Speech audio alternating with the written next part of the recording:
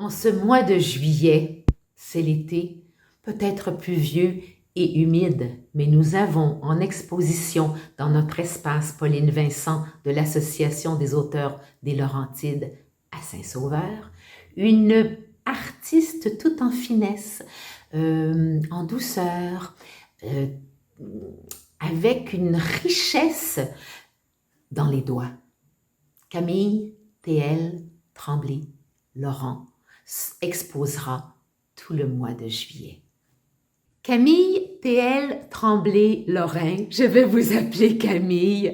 Bonjour, vous avez une belle exposition tout le mois de juillet à nous offrir. Il y aura sûrement beaucoup à raconter. Je vois différentes sortes de coups de pinceau. Alors, racontez-nous un petit peu votre passion. Oui, bien ma passion, c'est la peinture, le dessin. J'en ai toujours fait depuis l'âge de 13 ans. Et puis, dernièrement, je trouvais ça plus fatigant. J'ai quand même fait beaucoup d'expositions en solo, collectivement, quand je travaillais l'art de la peinture, Oui. en acrylique surtout. Mais là, depuis quelques temps, ça me fatiguait plus, les grands formats. J'aimais les grands formats à cause de la gestuelle. Alors, j'ai décidé de revenir à l'essentiel. Alors, à ce moment-là, j'ai laissé aller la couleur, j'ai laissé aller les reliefs pour m'en tenir au dessin, au noir et blanc. Mais parfois, j'ajoute des touches de couleur. Oui, parce que oui, oui, en effet. Et il y a différentes sortes de coups de pinceau aussi. Donc, vous allez tout nous raconter la technique et vous allez même nous montrer vos outils et tout ça. Alors, on vous écoute. Oui. Est-ce qu'il y a un cheminement aussi? Commencez par avant et là, où ça vous a emmené après? Montrez-nous votre évolution. Moi, disons, il y a quelques années, quand même plusieurs années, j'ai fait plutôt des dessins qui étaient très précis, comme ici. Je m'étais levée une nuit, je dormais pas, j'avais de la difficulté à dormir, j'ai vu deux vieilles courges sur un plateau sur ma table. Alors, j'ai commencé par dessiner deux vieilles courges qui étaient une à côté de l'autre, et on peut les retrouver ici.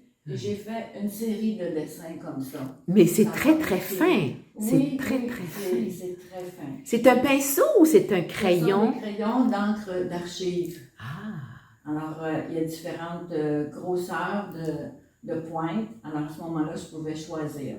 Alors, ça, c'est ce que j'ai fait. Il me reste ces deux-là. J'en ai fait des plus grands aussi. D'accord. Très, très détaillés. Ensuite, ce que j'ai fait comme dessin, il y a quelques années, ce sont des illustrations. On en voit une ici, des illustrations d'un recueil de poèmes que mon époux avait fait. Et il en reste deux autres ici. D'accord. Alors ça, j'ai aimé. C'était vraiment un défi parce que lui avait fait les poèmes et quand il m'a demandé de faire les illustrations, moi, je n'avais pas fait les illustrations. Alors, c'est pas parce qu'il parlait d'un chat que j'allais dessiner un chat, parce que la poésie, ce sont déjà des images. Alors, ça m'a pris un certain temps à regrouper les poèmes en couleurs, puis m'inspirer comme ça de ce qu'il avait écrit. Alors, j'ai aimé beaucoup faire ça. Et puis, je faisais quand même de la peinture. Beaucoup, moi, c'est surtout l'abstrait. Même à 13 ans, je faisais de l'abstrait. J'étais tannante à l'école, tu sais. Mademoiselle Tremblay, je vous avais demandé de faire un paysage, mais c'est ce que j'ai fait aussi. Mais il neige, puis on voit rien. Alors, j'avais cet esprit-là, mal tourné peut-être. Mais non, vous étiez déjà très créative, surtout, je pense. Vous aviez beaucoup d'imagination. Alors, ça m'a emmené comme ça à faire beaucoup d'abstrait. Alors, ce qu'il y a ici, c'est travailler au pinceau japonais. Ah! Alors, le pinceau japonais, on le tient d'une certaine façon. J'en ai quelques-uns ici. Voulez-vous nous les montrer? Oui, j'en ai quelques-uns ici. Donc, le pinceau japonais. Oui, voilà, le pinceau japonais. Il ne faut pas confondre avec le pinceau chinois, bien que maintenant les Chinois font des pinceaux japonais. Et le pinceau japonais, c'est qu'il y a différentes parties. Il y a ce qu'on appelle le ventre, le cou. Il y a d'autres parties aussi. Ça finit avec le poil de vie. Quand on peint, qu'on met l'encre, ça se termine très fin. Alors, on le tient comme ça, plutôt que les pinceaux qu'on a habituellement quand on travaille de cette façon-là. On le maintient comme ça. Et puis, on y va avec le souffle. C'est Alors, tout ça un peut- art. Vous avez oui. appris ça? Vous êtes allé au Japon apprendre ça? Non, Vous avez appris je m'intéresse au Japon, je m'intéresse à l'écriture japonaise et puis j'ai pris quand même un stage là, pour la technique du travail au pinceau japonais. Et quelle sorte de poils, de quelle sorte de poils sont composés ces Ça, pinceaux? vraiment, je ne peux pas vous dire. La seule chose que je peux vous dire, c'est les poils à l'intérieur sont différents des poils à l'extérieur. Alors, ce qui permet, quand on saute dans l'encre, d'avoir quelque chose de fin et de travailler comme ça, de remonter le pinceau, d'y aller comme ça. C'est presque une chorégraphie quand on regarde en général ces peintres qui peignent en fait avec ces pinceaux-là. C'est tout un art. Il y a 2 tableaux qui peut-être là, disons, représentent bien ce type de travail-là que j'ai ici. Mais moi, comme j'ai toujours aimé les techniques mixtes, souvent je vais prendre un pinceau carré ordinaire puis je vais mêler les deux. J'aime ça. Et vous avez différentes grosseurs de pinceaux.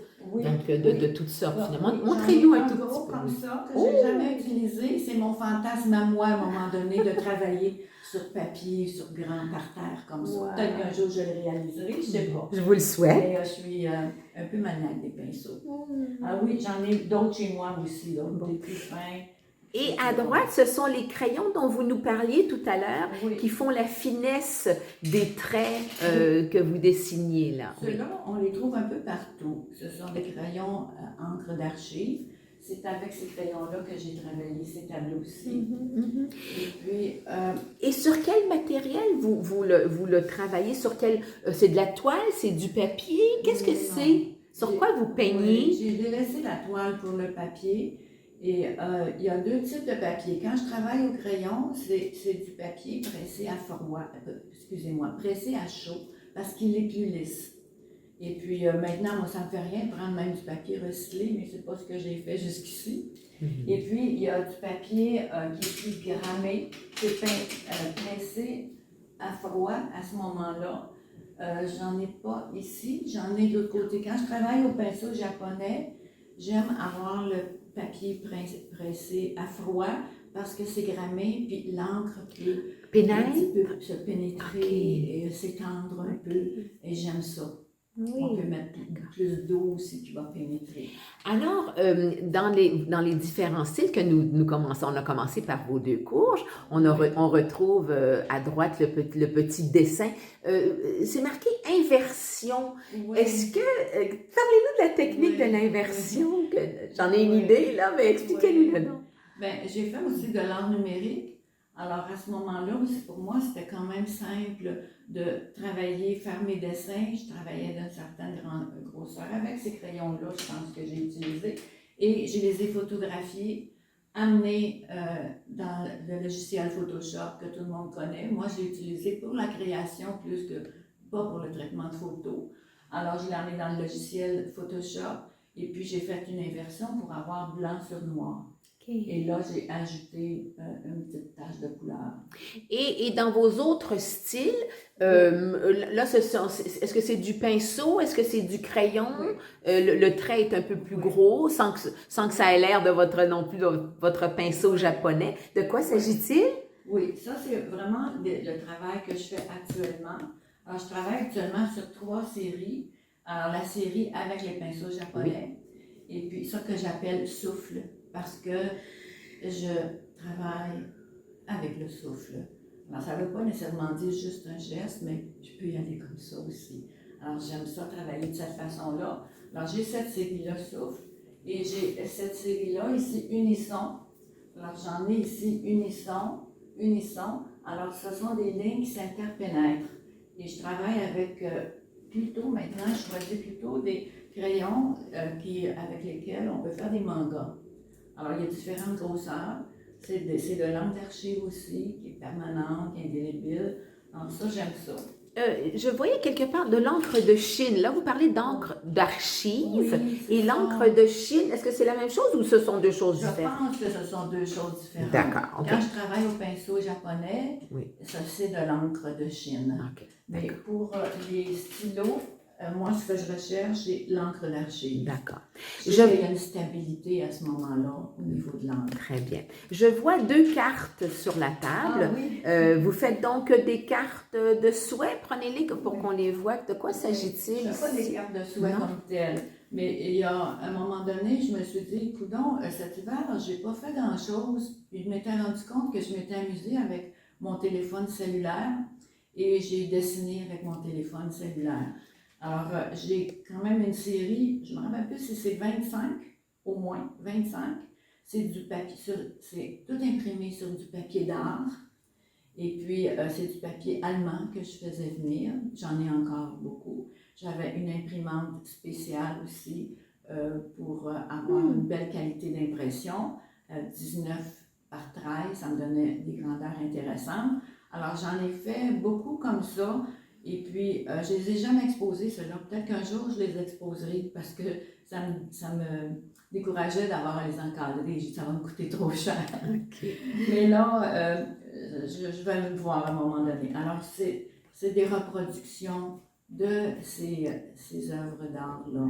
Et je vois aussi un livre. Est-ce que vous voulez nous en parler? Ah oui, ça me fait plaisir. Serge Lorrain. Alors, oui. Voilà. C'était mon conjoint. Je dis c'était parce qu'il est décédé depuis un peu plus de 5 ans.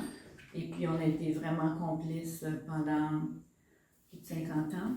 Alors, à un moment donné, lui, il m'a initié beaucoup à l'histoire, à la culture générale. Puis moi, ben, je l'ai initié plus aux arts visuels. Alors, on s'est dit autour de 70 ans, si on faisait quelque chose ensemble. Alors, lui, il écrivait des poèmes. Le matin, je me levais, parfois, avec un poème sur le coin de la table. J'allais me chercher un jus d'orange. Lui dormait, il écrivait ça la nuit. C'est pour ça, c'est Visions de mes nuits. Alors, à un moment donné, je lui ai dit, ben, écoute, si tu publiais, ils sont tellement beaux. Et puis, il ne voulait pas, il résistait beaucoup. Donc, c'est de la poésie que vous avez illustrée. Les Oui. illustrations sont de vous. Montrez-nous une illustration. Voilà, un poème avec l'illustration. C'est l'illustration, attendez un petit peu, ici j'en ai un. Alors, moi, j'étais incapable d'illustrer un poème, parce qu'un poème, c'est des images. Alors, j'ai été bloquée parce que quand il a fini par accepter en me disant, ben si tu fais des illustrations, d'accord, je vais publier, mais mes poèmes, mes illustrations n'étaient pas faites. Alors, ce que j'ai fait avec lui, je lui ai suggéré de regrouper ses poèmes en couleurs. Alors, c'est ce qu'on a fait. Après ça, ben, quand il y avait 5-6 poèmes d'une même couleur, je les lisais, je retenais ce qui pouvait me convenir et je faisais comme ça une illustration d'un ensemble de chapitres. Alors ça, c'était vraiment une belle expérience. Camille, est-ce que vous serez présente à l'occasion lors du mois de juillet? Lors du mois de juillet, est-ce que vous serez présente pour les gens qui viendront peut-être visiter votre exposition? Oui, certainement. Parce que c'est passionnant de vous entendre parler et raconter. Merci. Ben, moi, ça me fait plaisir en tout cas parce que tout ça, ça se passe seul intérieurement. Quand on dessine, quand on peint, on est seul. Ça me fait plaisir de partager. Alors oui, moi, j'ai prévu les fins de semaine, samedi après-midi, dimanche après-midi de 2h à 4h, sauf la fin de semaine qui vient, la fin de semaine du 15 parce que je déménage. D'accord. Alors, mais les autres fins de semaine, je suis là. Alors, c'est avec grand plaisir que vous aurez l'occasion de voir ces œuvres très jolies, très significatives également, tout au long du mois de juillet avec Camille T.L. Tremblay-Lorrain. Belle exposition, Camille, et merci pour ces beautés. Merci beaucoup.